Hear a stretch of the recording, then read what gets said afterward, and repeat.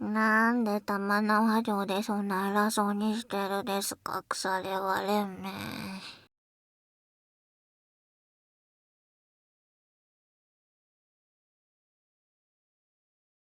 お前なんかいなくても、玉縄城は綾菜が落とすです。さっさと三河に帰れです。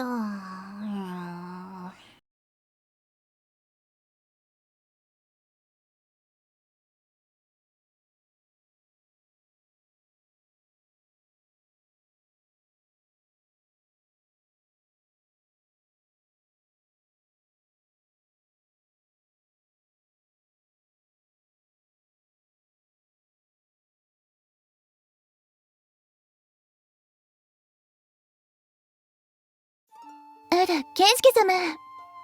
起きてらしたんですか？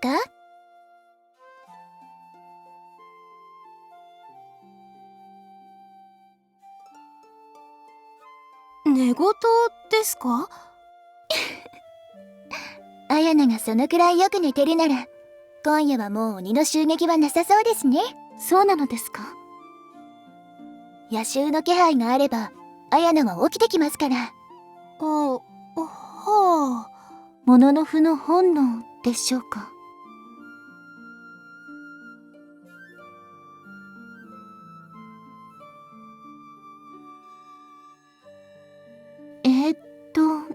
ですね。暁さんが玉縄城の縄張り図を貸してくださったので、みんなで拝見していたんです。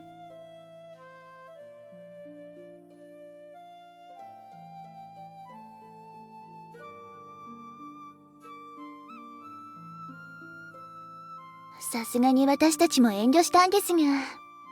氏康様がどう玉縄城を攻めたのかの話をしていたら、考えを探るための手助けになればと暁さんが。一夜限りの秘密ということで。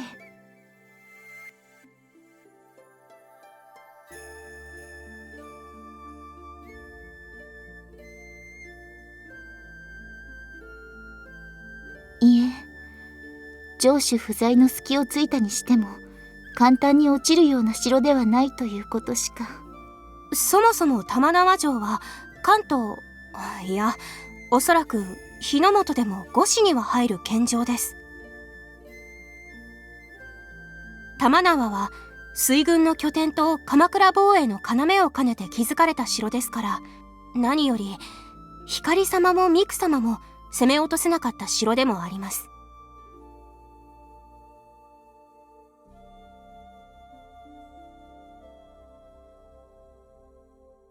あのお二方がですか？はい。以前三草様が関東管領を相続した時、鎌倉の鶴岡八幡宮でお披露目を行ったのですが、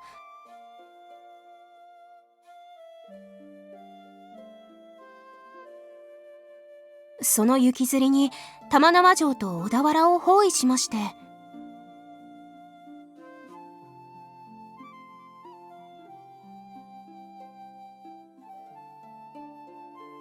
それで落とせなかったと？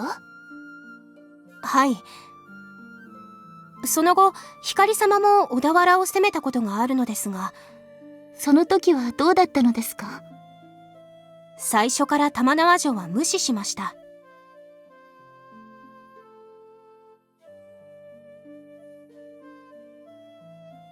玉縄城を攻めるくらいなら背後からの兵に備えた方がマシだとのことで、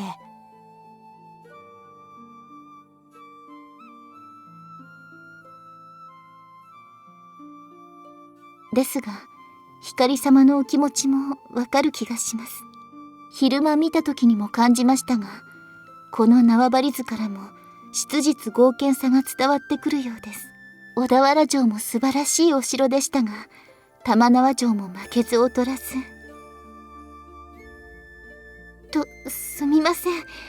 また熱くなってしまって。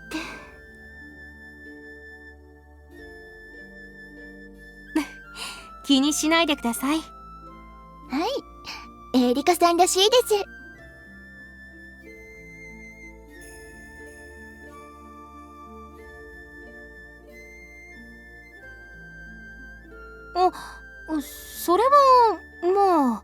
はい。最初は恋さんからとても警戒されていたのですが。ちょっと、エーリカさん。いえ、同じ立場なら私もそうでしたでしょうし、当たり前の反応だと思います。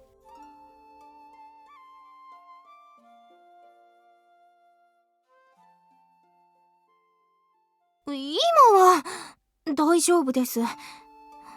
かよさんからもいろいろ教えてもらいましたし。はい。それからは二人にもいろいろよくしていただきました。健介様からエーリカさんが生まれ変わったと伺っていたのですが、話してみればいつものエーリカさんでした。相変わらずお城が大好きなところとか。そうですね。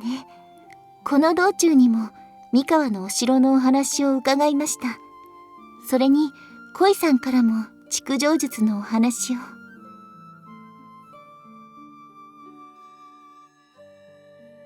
あくまで仮説ですが、一度攻め手側となって難攻不落の誉れ高い玉縄城を落としてみたくなったのではないでしょうか。一度攻め手側となって難攻不落の誉れ高い玉縄城を落としてみたくなったのではないでしょうか。まさか。ですよね。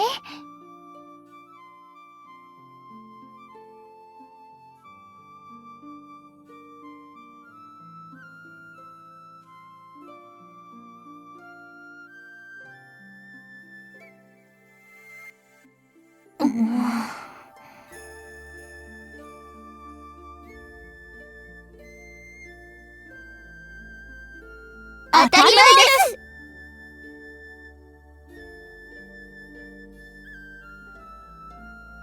春日山城でよく存じ上げていますから。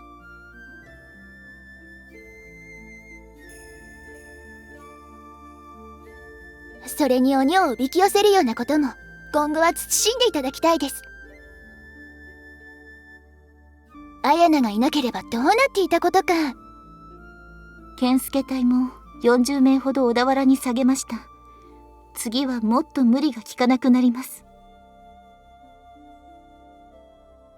怪我が癒えれば復帰はできるはずですが、さすがに次の戦いは厳しいかと。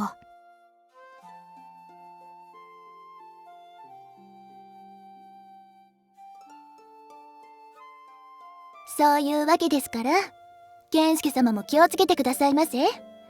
私たちもなるべくそばにいるようにはしますが。本当ですよ。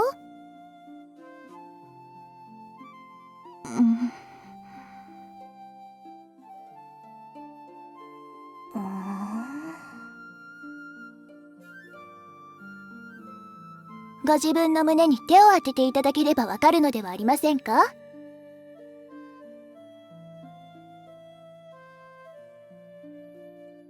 自覚があっても自重していただかないと困ります。お二人ともそんなに心配して。本当に健介様のことがお好きなんですね。それはまあですね。そうですね。私を救ってくださった大切なお方ですから、もう後悔はしたくありません。かよさんもそうでしょ。それはそうなんですけど。かよさん、顔が赤いですよ。それなら恋さんだって城攻めの話をしてるとき、健介様の無茶な作戦が心配だ心配だって。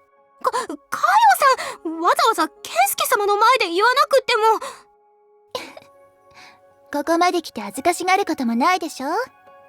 恋さんも健介様のことをとても大切に思っていると。そんなこと誰が。ひふみさんが。ひふみち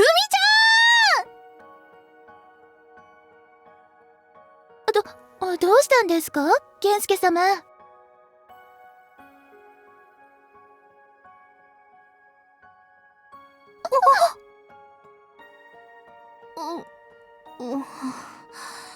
やっぱり健介様の不意打ちはずるいです。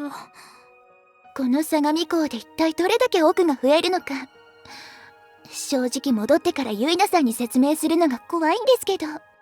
こういう方と知っていてもドキドキするのですから、ときめいてしまうのも仕方ありませんよね。一人で涼しい顔はずるいですよ。エリカさんだっていきなり健介様に抱きついたことがあるってヒヨさんから伺いましたよ。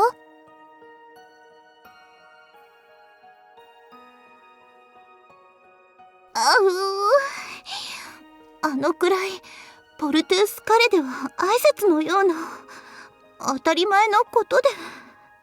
当たり前。